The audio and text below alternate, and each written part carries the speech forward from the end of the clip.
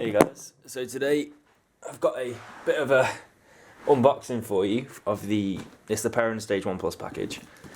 I've got it from CLP Automotive, located in Sheffield.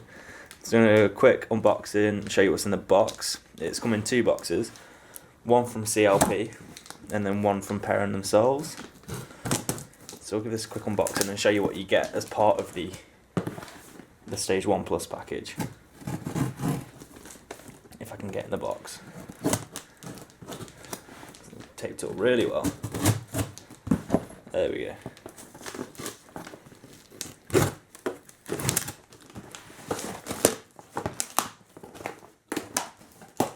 So this should be just the intake, which is an ITG intake. Yeah. So we've got sort of like the filter housing. Instead of like your cone filter you usually get on intakes, you've got the ITG, so that's the top part of it. Got some instructions, got some business cards. So this is the guy who sorted me out with this, so feel free to give him a message from CLP. Really nice company to work with. So here, got all the intake pipes. What else have we got under here? We've got more hardware, another one of the pipes. We've got a jock off cable tie, some mounting hardware by the looks of it, a coupler, a mounting bracket, another bracket, and some more hardware. So that's everything for the intake.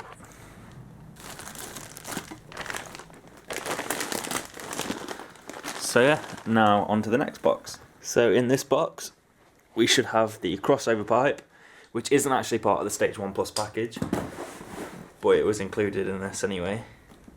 So we'll get this open. This box has come from Peron themselves, as you can probably tell. A stupid question, really. So, what's this one?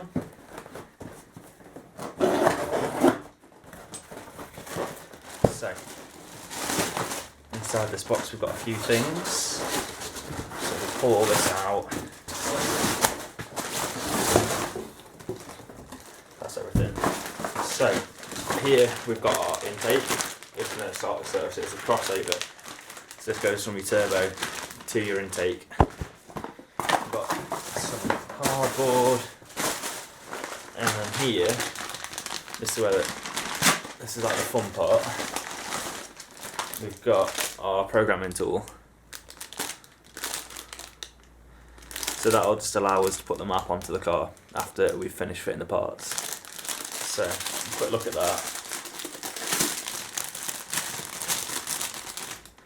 So, it comes with a very Mountune-esque domed gel badge, your OBD tool, and then the cable which will then put it onto your laptop. So, out of the way. So we've got your wire, your flash tool, and your crossover. So yeah, that's basically your Stage 1 package. Stage 1 Plus package, minus the crossover, and that's everything. So yeah, let's go get fitting it. So what I'm going to do now, I'm going to come off this slip road, start from first gear, and try and work my way up. The dual carriageway is a bit busy, but I'm going to try my hardest to try and get a bit of a full run. So this is first gear.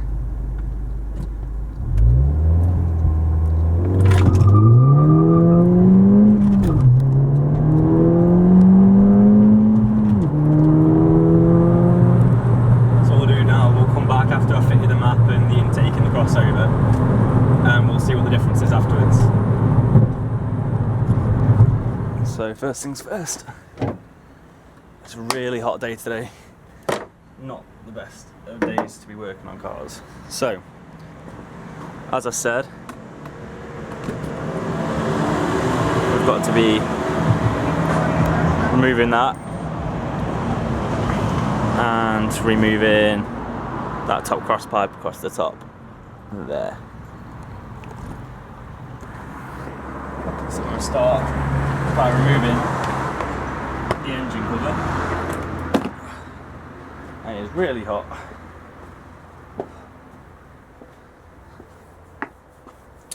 Then we just pretty much start disconnecting things and getting things ready. Make a lot of room then for our new parts. So what you want to do is remove the little screw out of there, which then loosens this away from its sort of like holding point. So that screw comes out. And then what you want to go and do is unclip the mass airflow sensor, and then lift this red clip up here, and that'll allow you to pull off that, whatever it is, the vacuum hose, and that one there as well. So once these are connected, you can then go ahead and sort of like lift it up. So you can then sort of maneuver the intake out of the way, so then you can replace it with your new nice shiny one. Right, so once you've sort of loosened everything, all your clips are loosened, all you have to do with the airbox is just pull it up. All it is, it's just seated into like rubber grommets at the bottom. So if you yank it up, it will just come out like so. And then what I've gone and done is I've just pulled the rest of the intake off as well. As you can see, I've still got the sensor in there, so I'm not going to bother taking that out until I go to put it into my new intake. So as you can see, the standard airbox is absolutely massive, and then you've got your intake pipe there as well. So it's looking very bare at the moment. Now I'm going to try and let the engine cool down a little bit because it's still red hot, so I don't want to burn myself. But I'm going to start taking out the rest of that crossover pipe so I can then replace it with my new one. So it turns out they've sent me the wrong crossover.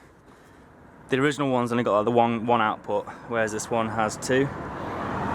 So I'm putting the original crossover back in and just putting the filter on for now, and then when I get a replacement for this, that's when I'll go ahead and put the crossover on. But until then, there's not much I can do. Right, so the crossover's back in now, so I'm just going to start working on just the intake instead. All the crossover's all plugged in, all plumbed back in like it should be. So now I've got this big empty space over here, so we've got to fill that with the intake. So first off, we're going to start by removing the headlight. So that's a T30 Torx bit from here, T30 Torx bit from here, and then just a Phillips head from here. Once you've got those removed, like I already have, you pull up on this top bit apart the headlight, and it should clip out of place. And you want to move it out like that, and then sort of just MacGyver it backwards. And then as soon as you can, remove this clip, which is the wiring harness for the headlight. There we go. It's actually headlight out, sorted. Now I've got loads of room to play with for the intake. The intake should go in here. So what we've got to do is, we're supposed to cable tie this wiring harness out of the way. So it just makes a bit of room and stops rubbing. So you've got to cable tie that out of the way. The cable ties are included as well in the kit, so we'll get that sorted. Yeah. Once you've got the headlight out of the way, you want to slide this sort of clip off here, off this plastic bit. You want to slide it towards the ground and it comes off loose. And then what it asks you to do is use one of the provided cable ties to secure it around the chassis leg, which is this part, and then so tighten it so it's out of the way. So I'm going to go grab one of the cable ties now. So pretty much around the chassis leg. There we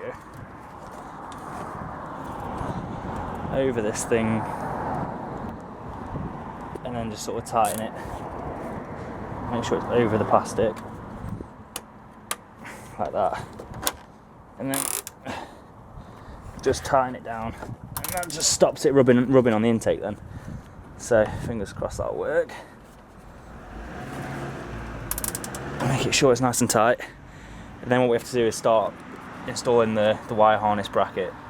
So it should hold the wire out of the way theoretically. So we'll get started on that bit now. Right, so what I've done now, I've disconnected this block and then I've moved it, so rerouted it around the back of the wiper fluid, So I put that around here.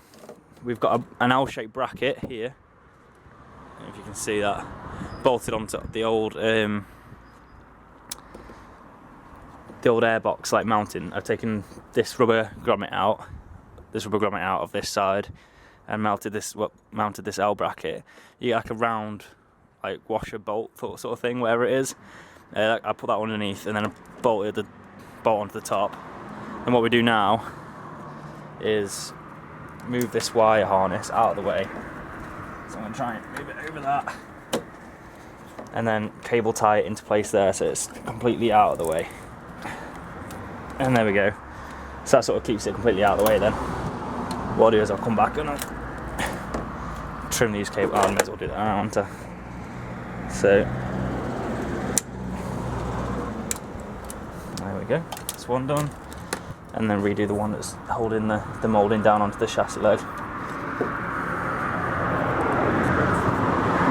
Which is all the way down here. And there we go. So that's all the wires are out of the way now. Right, so now everything's sort of tidied away. Everything's where it should be. You've got your harness tied up out of the way, and this split from it. You've tied down your plastic moulding. You've got to fit this bracket. So this bracket just holds the intake in place. Once you've removed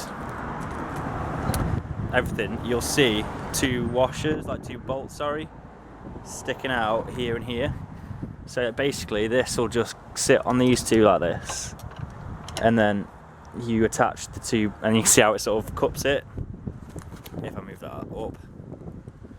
And then using the two supplied lock nuts that come with it, all you have to do is just bolt those onto them, and then you're ready to fit your intake pipe. So just bolts on like so. You probably want to get a spanner in here and make sure they're all nice and tight, or a socket if you've got one small enough to fit in there. So that's that bracket then attached. And then all it is then fitting your new intake pipe from there, and it sort of sits inside your front bumper. So I'm going to do that now. So as you can see, everything's sort of together now, everything where it's supposed to be. You've got the filter hiding underneath here, and then it goes up into the original intake pipe off your crossover. So all you have to do now is go along, tighten all your bolts up, and then you can start putting everything back together. So yeah. Alright, everything's back together now, just this one bolt. And this tightens everything back how it should be. So make sure it's definitely in there, if you know what I'm saying. And then tighten it down.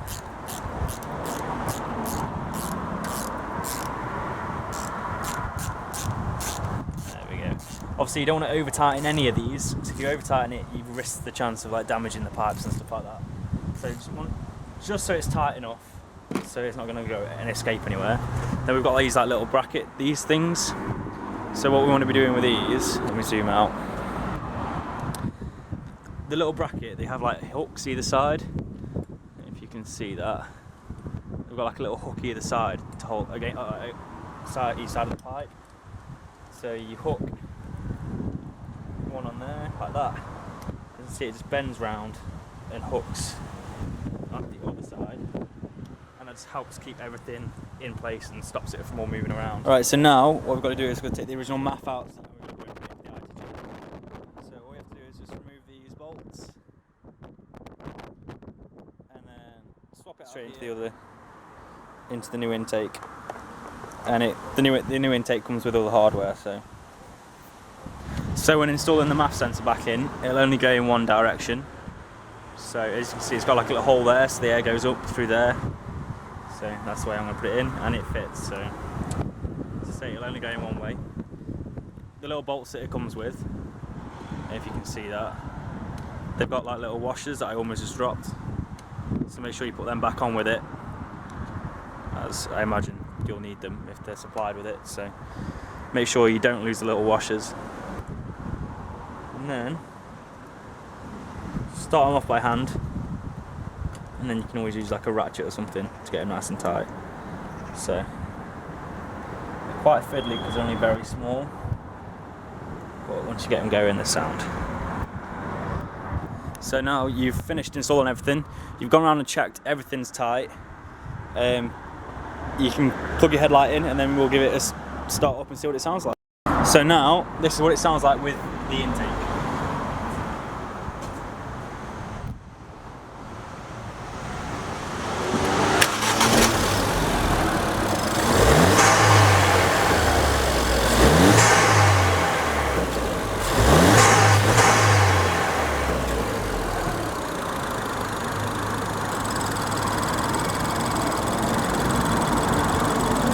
So yeah, it's a massive difference.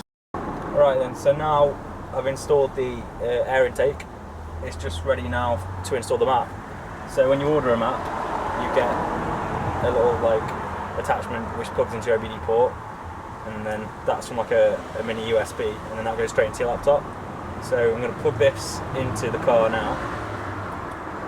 The OBD port's just in that little compartment on the right hand side near the door. So you have to install the drivers when it's all connected. So yes, next, install. So now that's installed. You click yeah, install again, and now it's all finished. So then all you have to do is open up the software that you can download all of this from the Peron website. So I'll double click that, turn the car on so it's just ignition, and then we'll try it again. Next. So it's doing all the checks again, next again. There's more checks. So it's verifying everything. So turn off the radio. So it's doing all the checks, and it's got all the information about the ECU and everything like that. So next again. Make sure you'd like to code hardware device with the following information. Yeah. And it'll do read.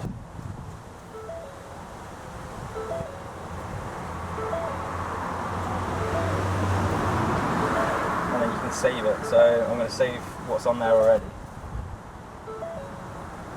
So turn it off. Turn the ignition back on. Click OK, and then turn the ignition back on.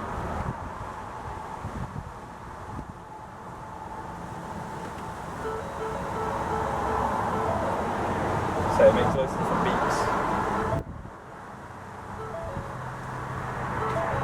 So it's downloading stuff, and this is basically just copying all the information off the ECU.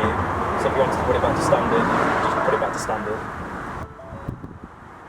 So I've got a pretty decent laptop, it's not going to take that long. So it's reading all the memory.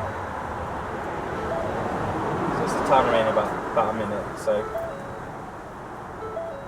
you can also recover and all sorts like that. So if you ever want to put it back to standard, you can do.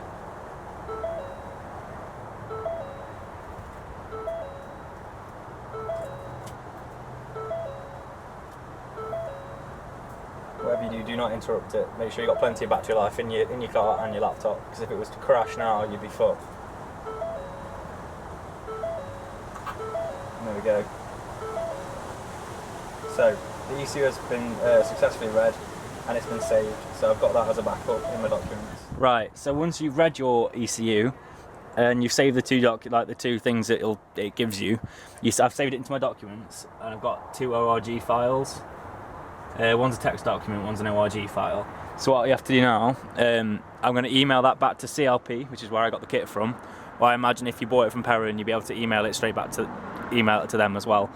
So I'm going to send these 2 files now to Dan from CLP, and then he's going to send me back my my map file. So I'll be back with you as soon as I've received that new file. So once you get your map back from whoever you sent it, either Peron or CLP, they'll use your files and then create their map file. So what I've done, I've saved it on my desktop in a file. It's saved as a mod file. So you get your programmer, plug it straight into your laptop, not into a hub like we discussed before. Then it will start flashing. Plug it into your OBD port, plug it in like that. turn the ignition on so the engine isn't running. Open up your Peron Flash software, like so, and click next, and everything next again, then it'll open again, then you click program, then you've got to go and find your mod file that they sent through, which has got your map on it. So mine's on my desktop. Click through and find it, so there's my map. Click that. Please turn ignition off, click OK, and ignition back on, so turn it off, like that, OK, and then ignition back on again.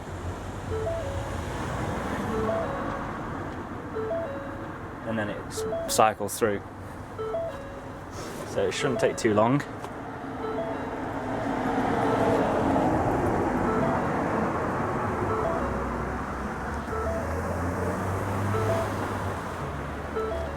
And as soon as that's completed, your car's mapped.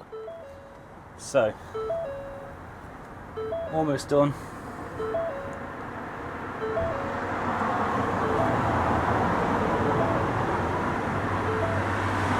Still finishing. It says 0% left, but it's still doing something. There we go. So it's just double beeped. And please switch ignition to off position. So it's off, ignition is off.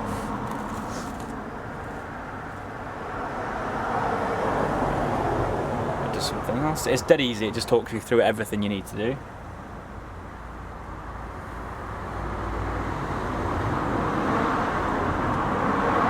There you go, ECU has been successfully programmed. So click OK, and then close, and then that's everything. So then you can unplug everything else. Straight away you can hear a sound difference, straight away.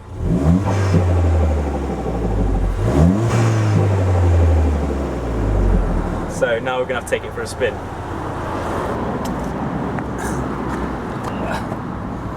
Hey guys, so what you've just seen was yesterday. It started to rain, so I couldn't really test drive the car anyway.